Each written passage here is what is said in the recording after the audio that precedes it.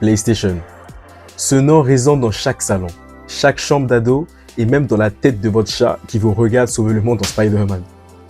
Aujourd'hui, on va plonger dans les coulisses de cette machine mythique qui a révolutionné le monde du jeu vidéo. Allez, c'est parti.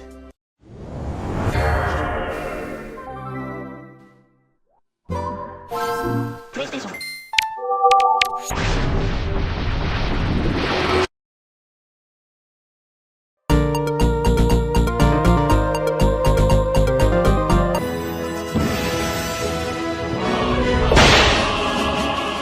En 1991, Sony et Nintendo décident de créer une console ensemble. Mais Nintendo a ghosté Sony pour coller avec Philips. Une grave erreur. Oh, c'est foutu. Du coup, Sony a sorti la PS1 en 1994 en mode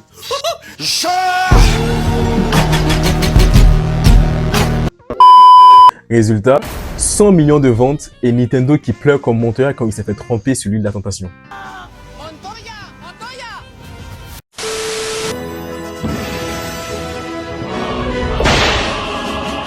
La PS2 est la console la plus vendue au monde avec 160 millions de ventes. Avec son lecteur DVD, il a littéralement explosé le marché. Ça va péter. Péter. Mais savez-vous que l'armée irakienne a utilisé la PS2 pour guider des missiles? La PS2 était si puissante que l'US Army a interdit son export. En mode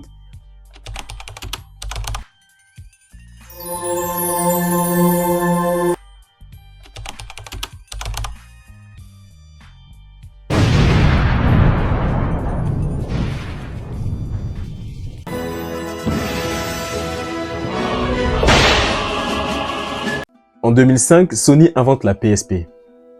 Une console portable avec écran HD, jeux en 3D et des UMD.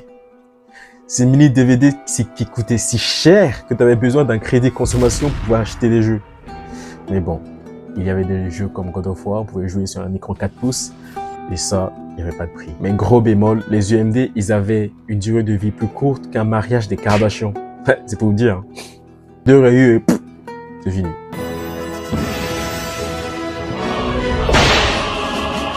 En 2006, Sony sort la PS3 à 600 €. Dites-vous, avec 600 €, on pouvait acheter 150 kg de nuggets et même 3000 boules d'attiqué au marché du coin. Les joueurs ont dit non. Jusqu'à ce qu'ils fassent sortir les PS3 Slim et les jeux comme Uncharted, The Last of Us et God of War 3. Oh là là, quelle pépite.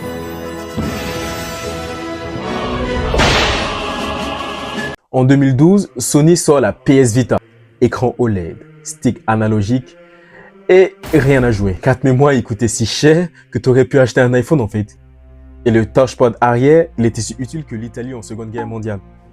Ouais.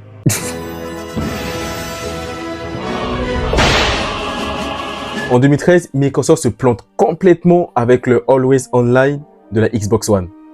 Sony en a profité pour leur enfoncer un couteau de 8 Go de RAM dans le dos. Et à l'E3 2013, PlayStation détruit Xbox façon Sylvain Pierre Chabrier. Et résultat, la PS4 a écrasé la concurrence comme Awa qui écrase le loup avec 117 millions d'unités vendues. Le logo de la PS4 s'inspire d'un homme en train de courir. Ah, moi je sais pas, peut-être ils avaient la vision ou peut-être que le mec il était complètement bourré, celui qui a créé ça, on sait pas.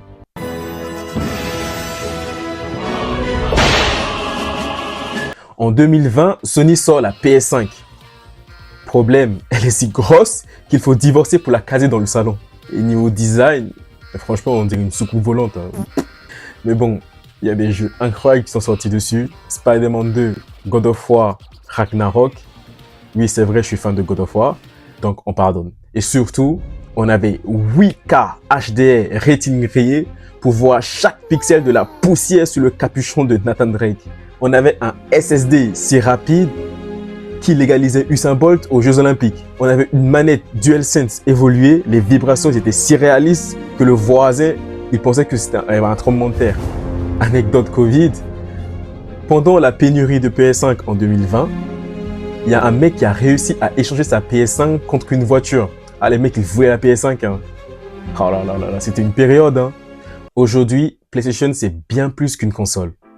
C'est une légende vivante qui continue de réunir des millions de joueurs autour de mondes fantastiques. Et même si demain, on se retrouvera à jouer en réalité virtuelle, une chose est sûre, l'esprit PlayStation restera toujours là pour nous faire rêver et rire.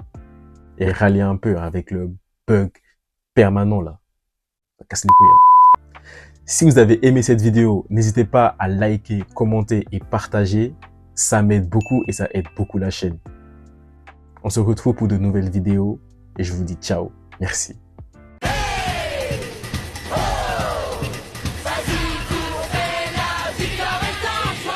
Inazuma tous champions.